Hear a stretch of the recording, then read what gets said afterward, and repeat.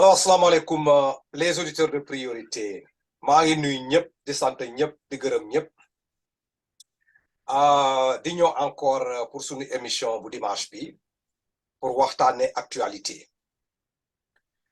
tey moom am na ay points yu ñu fi bëgg a discuter xam naa ne actualité bi ça s'entrecoupe mais ki li ñuy débattre fii dina am ay points yoo xam ne fii comme par exemple le cas de Mimi Touré dinañ ko wax fii bon vous avez compris ce qui se passe autour de Mimi Touré sa destitution là de l'Assemblée nationale dinañ ko waxtaanee fii bon bu ñu nee Ousmane Sonko tamit na bu ñu koy analyser dañ ko analyser de façon générale depuis son dernier discours là bi mu def avec la sortie du professeur de l'ex-procureur Bassirou Gueye tout ce qui s'est passé ici dinañ ko waxtaan te ci kaw loolu tamit nag dinañu waxtaan ci benn question laay poser quoi te kooku ce serait valable pour ñu nekk ci panel bi ak les auditeurs yi ñuy déglu quoi bu fekkente lire nañ ko ki commentaire mën nañ joxe seen point de vue quoi est-ce que yaakaaru leen ne la France mu ngi bëgg a tourner le dos au président Macky Sall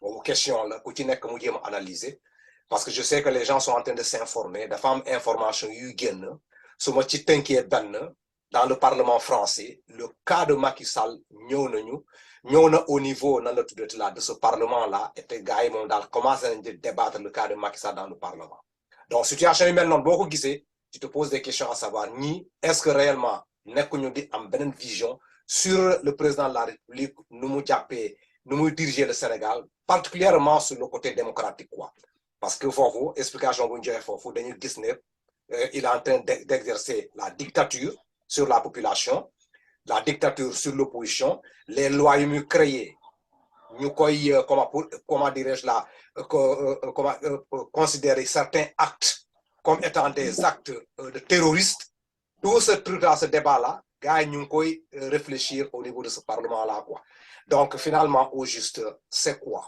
donc boobu tamit damay poser question est-ce que ces gens là ils ne sont pas en train de tourner le dos comment dirais-je là au président Macky Sall quoi parce que ce sont les Français qui réfléchissent comme ça donc loolu mooy le débat d'aujourd'hui bon sans tarder dinaa bàyyi le panel ñu daal di comment dirais-je là s'affronter avec les auditeurs balaa ñu dugg dans le vif du sujet quoi ma commencer d'abord par Moustapha Diop Moustapha kaddu yaa ngi waaw salaamaaleykum Bakary salaamaaleykum professeur Konaté maa ngi amaat mbégte ci waxtu bi ci dimanche bu nekk ñu waxtaane problématique yi am ci Sénégal di ko partager ak internautes yi di la nuyu professeur Konaté di nuyu bu baax auditeurs yi ñi ñuy bàyyi xel di ñu déglu muy internautes yi ok donc ñu leen di sant bu baax a baax donc loolu rek laa bëggoon wax pour commencer. ok merci Moustapha Konaté. oui Bakary. waaw. bonsoir professeur Moustapha professeur Diop maa ngi lay nuyu ci lu bëri di la ziar di nuyu grand Diop Bass aussi di koy ziar aussi ci lu bëri di nuyu auditeurs et priorités yëpp n'est-ce pas nuyu waa Sénégal ceux qui sont dans la diaspora aux États-Unis voilà maa ngi nuyu ñëpp. xam naa bon les débats moom comme d'habitude rek avec les différents points là ça va peut-être un petit peu animé. d'accord je passe. comme d'habitude. waaw asalaamaaleykum maa ngi nuyu ñëpp waa panel bi di nuyu en premier auditeurs priorité yi di leen ñaanal dimanche jàmm ak semaine bi di ñëw mu nekk semaine u jàmm te ñuy ñaan yàlla tamit mu dimbali ñu que lépp lu ñuy wax fii mu amal askanu àdduna bi yëpp jàmm jërëjëf. jaajëf le premier point bu ñu laal fi tey c'est le cas de Mimi Touré kilifa bi Konaté toog naa un soir ma dégg au niveau de l'Assemblée nationale am na benn xaw ma précipitation laa koy tuddee xaw ma lan la mais les gens se sont réunis le bureau là s'est réuni d'urgence là la résultante de leur rencontre là c'est la destitution de Mimi Touré bi ma déggee loolu ba pare ma déglu certaines interventions yu génn à commencer d'abord par l'intervention de Abdou Mbow mu génn pour justifier pourquoi ñu génnee Mimi de l'Assemblée nationale qui explication yu mu joxe dafa invoqué ñaari article l'article 60 de truc là quoi du code comment le truc là quoi de la naka la tuddati encore là quoi de la constitution là le kii là nan la tuddati l'article pénal la cité l'article 60 de la constitution moom la cité mu ñëw mu cité l'article 7 de l'Assemblée nationale léegi ñoom lu ñu dañu ne boo gisee ñu appliquer ko c'est que tout simplement toute personne tout député qui démissionne de son parti selon Abdou Mbow est automatiquement nan la tuddati comment dirais-je de son poste de député moi may question yu bëri yoo xam ne dañ ko faa laaj Walfadjri ñoo ko demandé ñu ne ko mais lan mooy la démission quoi mais moom explication bu ñëwee dafa dem sur les actes et le comportement de Mimi Touré même su fekkente Mimi Touré n'a pas déposé une lettre de démission kon ñoom dañu considérer de facto son comportement est considéré comme démission action bi lañ jël ci moom quoi léegi nag débat bi mu ngi noonu ci table bi xam naa yéen ñëpp déglu ngeen ce que Mimi Touré elle-même en question a dit ce que les commentaires ont dit dans la toile léegi nag sujet boobu la ñuy indi fii ñu jëm ko analyser ñu jëm a seet exactement naka la demee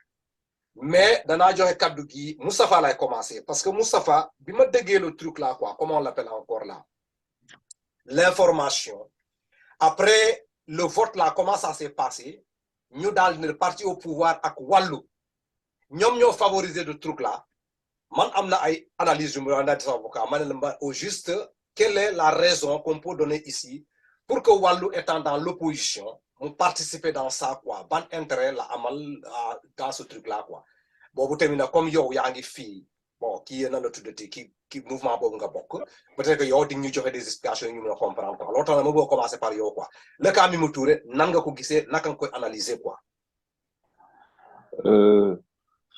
waaw Bakary maa ngi lay nuyuwaat di nuyu grand Jobas c'est vrai que cas Mimi Touré bon bi mu amee y a eu beaucoup de polémiques et beaucoup de polémiques mais moi en fait départ Mimi Touré bertuma ku xam tuuti waa APR ak nu ñuy doxale ak nu ñu mel ci adversité waroon nga xam ne ku leen défier dañ lay tëbal c'est pas compliqué maintenant ci biir wax ji dafa am ñaar wala ñetti affaires yu intéressantes yoo xamante ne xëy na jar nañu taxaw ci d'abord je pense que loi bi lu mu wax loi bi waxul sax coalition loi bi parti la wax loolu mooy benn problème bi beneen problème bi mooy ñu bëri nañ ne démission mooy la personne concernée moom mooy def la démarche pour décider que dafay démissionner ci benn entité alors mais tey boo jëlee pour man loi bi soit dañ ko war a tëggat soit ñu dugg dans l'esprit de la loi parce que bu ñu yemee ci lettre bi xëy na pour man c'est pas pertinent l'esprit de la loi c'est quoi quand man yow ak professeur Konaté on a créé une entité politique ou économique ou autre ne lii mooy projet bi la ñu nekk ñu dem ba ci biir ma ne non écoute moi je démissionne pas mais projet boobu ñu nekk kat man su ngeen waxee d'une façon su ngeen waxee man damay wax B quand vous prenez une telle position pour l'intérêt du groupe moi je dis je prends pas cette position là mais su nekkul démission aussi il faut qu'on réfléchisse pour dire c'est quoi est-ce que aujourd'hui nañu génn Benno Bokk Yaakaar est-ce que dinañ nangu tey un député nekk Yewwi Askan Wi dem jigéen ji Macky Sall di ànd ak moom lu mu wax mu tàccu bu waaye Yewwi waxee mu weddi rek du nekkul démission comment on va l'appeler non Moussa foofu mën naa bañ a ànd ak yow. oui allez-y parce que man je fais partie de l'APR mais situation yu may vivre nii gars yi toog nañu sax ñu ne man bokkuma ci APR parce que ay position may défendre on me considère comme une personne ses idées ça arrange l'opposition mais moi au fort intérieur de moi-même est-ce que je ne suis pas dans l'APR xam nga loo tax ñu ne démission le doute là c'est clair. Démission acte volontaire là. Avec tes raisons. Tu peux rester dans une entité. Tu peux rester dans une entité nga xeex ko. Est-ce que amay dëgg.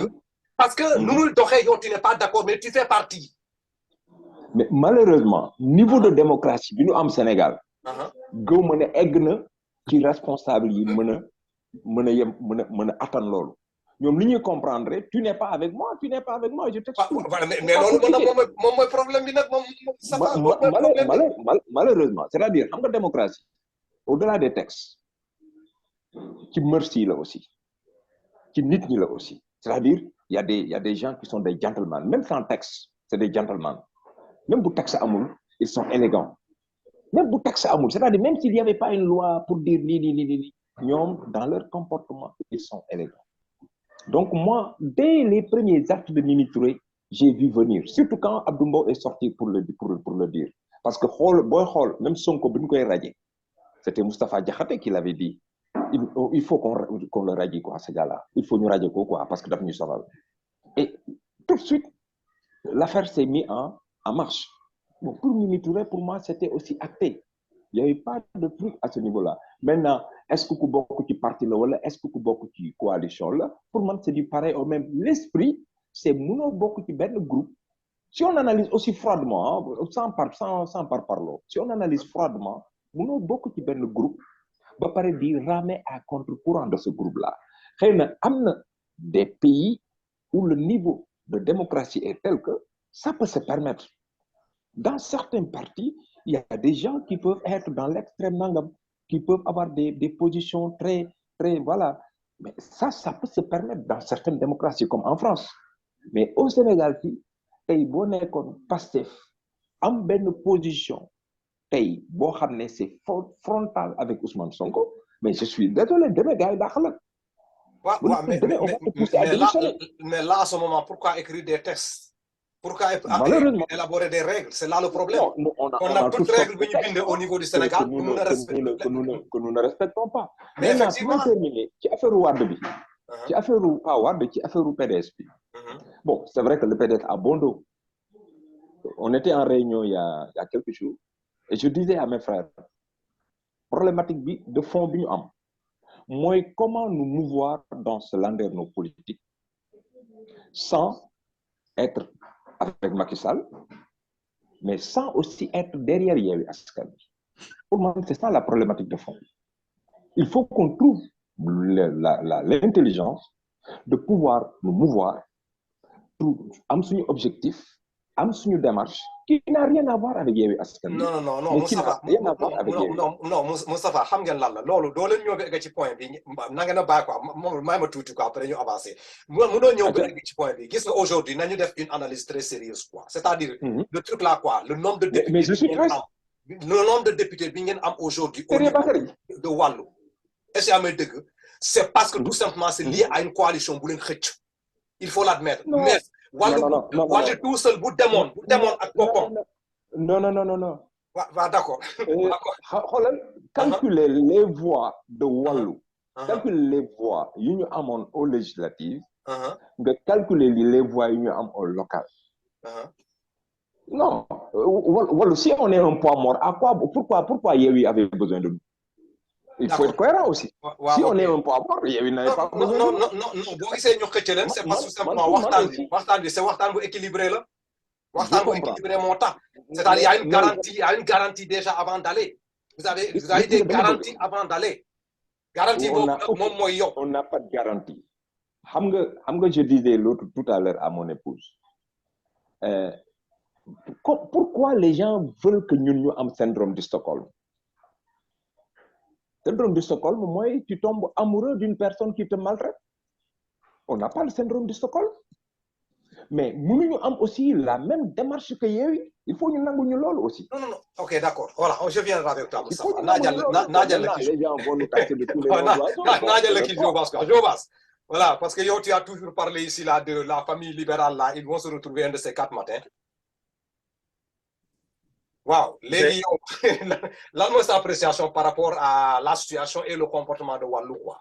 Vas-y. Par rapport à Mimi Touré.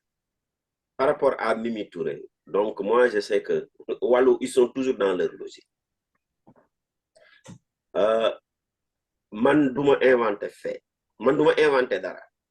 Ay fait là, je suis pas journaliste de. Mais sama esprit may na ma xelu jëf-jëfu journaliste. Moi, je ci ay fait rek laay sukkandiku pour wax li may wax. J'ai toujours dit que Wallu ah ñoom ak ni ko Touré tuddee waa ñàkk jàmm ñoo bokk fi ñu jëm. Ils visent dans la même direction. te wax naa leen ki leen jiite moom laa njëkk bu may njëkk voté am Sénégal moom laa njëkk voté. Bon, xaaral ma gaaw comme tu veux que may gaaw fi ni may wax. Vraiment, pas avec le temps, quoi. Parce que tu prends trop ton temps. Maître Wade nee naa leen su jógee Saint-Louis di dem Dakar day dem ba New York day jël gaal 250 kilomètres la mais du ñëw directement Dakar day dem ba New York 5000 kilomètres dellu si waat muy 10 000 kilomètres te ñëpp xam nañ ne Dakar day ñëw. Il signale à gauche il tourne à droite. Kaaw Mimi Touré bi nii wàllu dem voter pour sa destitution loolu warul bett kenn parce que lépp li waa Benno xalaat wàllu en dessous ànd na si loolu man maa leen ko wax ba objectif final bi mooy 2024 lépp dina leer gis nañ ko ci bi premier ministre bi ñëw di def déclaration de politique générale ñoom gis ngeen ñoom fi ñu féetee donc bii tamit day éclaircir que ñëpp xam nañ fi ñu féetee. Sénégal loolu laa leen wax mën nga dàq nit jàng mais doo gën a intelligent loolu laa leen wax ma ne leen maître Wade moo ñu. Jo mun naa la poser benn question. waaw. ci premier ministre bi muy def déclaration. nous avons voté le budget. Oui ou non? Wallu a voté le budget. waaw parce que foofu ngeen bokk. Wallu mën a voté budget ba pare di signer di adopter motion de censure. gis nga motion de censure ak voté budget ça fait deux. Non c'est pas deux. mënuloo voté nit ki tey 3 jours après nga daaneel ko. motion de censure ñëpp xam nañ gouvernement nu muy doxee. premier ministre bi pantin la rek li président bi décidé loolu le premier ministre bi di def waaw li président bi décidé loolu le premier ministre bi di def donc pantin la rek dañ koy utiliser c'est tout simplement ça. Mais yow pour reprendre ton mot da nga bëgg Wallu aussi nekk pantin wu Yewwi quand il dit saute on saute quand il dit descendez on descend. J'ai jamais dit ça. Ah mais kon nag ñu am suñu voix. Adama wax la rek da ngeen defe yaa leen gën a nand waa yee. Non. Nous on assume ce que nous faisons. Maître Wade moo mais Moustapha ci loolu xam nga yow da nga toog fi nga parler de l'esprit de la loi mais il faut voir l'esprit de l'opposition aussi boo gisee ngeen egg foofu c'est parce que am na loo xam mu ngoon foofu opposition da décidé pour dem xeex dara donc boo leen demee foofu nag léegi li ngeen nekkoon di xeex après ngeen dem dugg foofu nag tout ce que le gouvernement passe mu yomb parce que c'est à cause de vous y a regardé aussi. Non c'est pas tout ce que le gouvernement passe. Analyse la dem. Go ma ne aussi Wallu dafa war a am démarche. mais jusqu'à présent c'est ma conviction profonde. d'accord niroo de. bu ñu naree am démarche bu Yewwi. waaw ça veut dire non kon nañu dem topp ci ginnaaw Pastef. non dañu ne je parle de l'opposition. opposition am ngeen benn idée am na programme bi ngeen taxawal li ngeen wax pour dem boo leen assemblée loolu ngeen di lijjanti. c'était une tactique. kon nag boo leen yeggee foofu mais jusqu'à présent li ñuy gis au niveau de Wallu bu ñuy duggee dafa mel ni. yéen daal est-ce que amee dëgg vous n'êtes pas dans cette logique là. léegi nag loolu mooy problème. on est dans cette logique là. D'accord. On est très cohérent avec notre démarche. D'accord. Je vois ce on est très cohérent. ak ñoo cohérent. Camara. pour ma daaneel. Moi je n'ai rien contre Wallu. ñoom politique la ñuy def man observateur la kese. mais ma main sur le feu. d'après fait yi ma coupé. comparé. Réunion les entités libérales. Un objectif numéro 1 loolu la Quel est l'intérêt d'aller courir 3 ans en prison? Ça n'a pas de sens. Moi, 10 000 km Dakar Saint-Louis. Non, ça n'a pas de sens. Amna sens. Yow di nga nangu nit tëj le 3 ans nga dem di àndaat ak moom comme loolu du dara. 10 000 km, 250 km, tu préfères faire 10 000 km. Raison de caricature qui va à tous les hommes politiques, mon cher ami. D'accord. Elle peut aller à tous les hommes politiques. On a des situations sunu sœur Mimi a été victime de quelque chose au niveau de l'Assemblée nationale. Wallu a participé dans ça. Bon, expliquer nañ ko yow lan mooy sa appréciation par rapport à ça quoi. Mais donc gis nga politique Sénégal, moi ça me fait rire quoi. L'article dont tu sais, l'article 60 qui dit que tout député qui démissionne de son parti, n'est-ce pas, qui démissionne de son parti et exclu de son groupe parlementaire. En fait, autrement dit, son mandat. Voilà. En fait, tu dis que c'est une personne qui démissionne de lui-même, de facto. S'il démissionne de lui-même. Donc, il est exclu de son groupe parlementaire. Autrement dit, il est déçu de son mandat de député. N'est-ce pas? Mais il me semble que Mimi n'a pas démissionné. Ah, voilà, c'est ça. Non, Mimi démissionne. C'est-à-dire que quelque part, il paraît qu'il y avait un cas similaire de ça il y a de cela quelques années. Moi, j'en sais rien. Mais je pense qu'il y a faire ça. C'est-à-dire qu'il faut arrêter effectivement de prendre le Sénégal pour des prunes. Oui, voilà, au pire des cas, s'il sort effectivement de votre groupe parlementaire, il est dans les non-inscrits. Tu ne peux pas unilatéralement, effectivement, parce que là, on a un acte qui dit.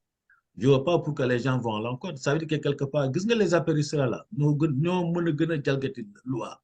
Nous n'avons que pouvoir, le gouvernement, c'est nous. L'état de droit n'existe pas pour nous. Ils appliquent les textes comme ils l'entendent. Point barre. Mais Mimi ne devait pas être exclu, effectivement, ne devait pas être déchu de son mandat de député. Maintenant, c'est si simple que ça. Parce que cette femme la gêne, à partir du moment où elle a quitté sa majorité effectivement, à l'Assemblée nationale, cette femme la gêne, cette femme a de la bouteille, cette femme, effectivement, il y a une certaine jalousie qui se présente au sein même de son parti politique. Voilà. Moi, je dirais que l'erreur que Mimi a commise, c'était de s'adhérer à la paix. Elle qui avait un parcours politique extrêmement étoffé, d'aller se trouver dans un parti politique appelé qui est mal structuré, qui n'est pas organisé, qui n'a pas de ligne politique, qui ne sait pas où il va, qui navigue à vue. Aller s'embarquer là-dedans pour des questions de pouvoir comme ça, parce qu'ils sont au pouvoir. Moi, je pense que c'est une erreur grotesque. C'est une erreur. Wow. C'est-à-dire, quel que soit li ñuy wax dans la vie, élégance am na qui regroupement qui assemblement qui milieu boo mën a nekk quoi. C'est-à-dire pour moi, objectivement, Mimi ne méritait pas ça. Surtout comme ni nga ko surtout comme ni nga ko waxee. Bakary, élégance moo amul dans mais loolu la. Tous ces gens qui sortent ici là, nous dañuy jël des lois de appliquer à la lettre, ça veut appeler à la lettre quand elle n'a pas présenté sa démission, mais on force ñu def ci dans cette dame là, mais dañoo faté ben affaire. Qui a bravé le soleil, qui a bravé le vent, qui a bravé la pluie pour amener le peu de députés bu ñu am yóbbu au niveau de l'Assemblée. C'est cette dame. Ça ne diminue absolument rien du tout à la détermination de Macky, à la détermination de Mimi pour faire la politique. Mais au contraire, il faut renforcer. Il va continuer à s'opposer, il va continuer. Mais dinaa la wax une chose de. Oui. Ñu ngi toog fi naan ne xam nga ñii, c'est-à-dire soit tu es avec nous, tu n'es pas avec nous, on te brise. Je te dis que Mimi, après Li, on viendra derrière Mimi. Xam nga yëngal nañu benn la rapport de IGE là contre elle là. Ñi pareguñu ci Mimi. Pareguñu. Non, mais c'est certain. Mais allez, on va dire, dans 3-4 mois là, c'est ça quelque chose qu'on aura oublié. Mais maintenant, parce que cette situation ne peut pas perdurer comme ça. Politiquement, c'est extrêmement lourd même pour Benoît. C'est extrêmement lourd pour la paix. Tu t'imagines exclure quelqu'un de ta majorité, c'est-à-dire que de les démissionner. Qu'il a expliqué, c'est-à-dire que si tu exclus quelqu'un, tu ne fais pas monter le suppléant. Parce que celui qui a été exclu, il n'a pas démissionné de facto. Exact. Tu ne peux pas faire monter le suppléant. C'est ça. Non seulement dañ ko jaay doole, mais tu perds quelqu'un de ta majorité. Loolu mooy dëgg. Mais Mimi n'était plus avec eux aussi. Mais oui. C'est ça la vérité aussi. Oui, mais politiquement, Mimi n'était plus avec eux. C'est que Mimi a compris qu'il y a un texte, il y a un article de loi qui lui dit que si tu démissionnes de toi-même, tu es exclu. Oui. Elle le sait. Donc, moi, Mimi n'a pas dit que j'ai quitté la paire. Mais vous connaissez, tant qu'il y a pour Monseigneur, elle ne peut pas, elle peut parler, je ne participe à aucune réunion de mon groupe parlementaire. Mais vous connaissez. Ce n'est pas une obligation d'aller dans tes réunions. D'accord. Le problème, le niveau de démocratie, malheureusement, dans nos partis. Non, mais Moustapha, une question pour éclaircir. Après, je vais te dire mais Mimi, quand la loi, vous 60 bi ak 7 bi bu ñu koy expliquer mais lan moo porté Mimi au truc là quoi à l'Assemblée, c'est pas le parti, coalition moo ko fa yóbbu. Oui. L'article là n'a nullement parlé de coalition. Mais l'esprit est le même quand même pour moi quand même il faut être objectif, l'esprit est le même. C'est-à-dire tey un député de PUR mënul ne oui coalition bi moo ma yóbbu, coalition Yewwi Askan bi moo ma yóbbu fële moo ma yóbbu Assemblée, mais moi j'obéis à mon parti. Xam nga sama buñ ma waree dàq non la loi dit que c'est un parti, non l'esprit c'est l'entité qui t'a amené à l'Assemblée. Non, ça ne peut pas être la même chose, mënul nekk benn. Mais dans l'esprit, en tout cas, Mantel va nous si Mimi aujourd'hui disait que je ne fais pas partie de l'APR, je vais dans l'AFP. Coalition la nekk. D'accord, non. Ah, justement, mais si les gens de l'AFP la trouvent qu'il n'y a pas de problème, elle n'a pas démissionné avec elle, est-ce que dañ ko dindi? Oui. Non, xam nga wax naa léegi ne la démission aussi mooy par exemple au PDS, je donne un exemple type au PDS. Au PDS la démission parfois c'est pas nga bind nga ko wala wax nga ko. On dit quand il y a collision avec l'ennemi, tu es considéré comme démissionnaire. Voilà un exemple. Non, mais loi bi waxul considéré comme démissionnaire. Voilà. Kooku supputation la ñu nekk. Loi bi waxul considéré comme démission. Dañu nekk. Maintenant soit ñu tëggaat loi bi. Oui, soit ñu tëggaat loi bi. Mais jusqu'à la preuve du contraire, Mimi, elle est encore apériste. C'est ce que je sais. Oui, mais elle pose des actes qui sont très oui, mais l'Assemblée. Non, toi, tu n'es pas d'accord pour ça, et toi, tu dis qu'elle pose des actes contre. C'est pas parce que le dans sa totalité, je ne suis pas d'accord. Non, mais c'est-à-dire que politique, moi, là, non, quoi. C'est-à-dire que quelque part, les gens, toujours de quoi. En fait, c'est la limite de cette démocratie représentative-là. Mais elle a atteint ses limites aujourd'hui. Quoi. Cette représentation, cette façon de représenter le peuple-là, c'est-à-dire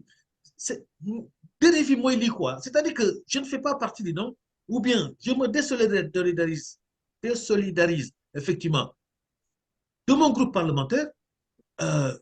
Oui, mais que je sois dans les non-inscrits, mais m'exclure effectivement en me retirant mon mandat.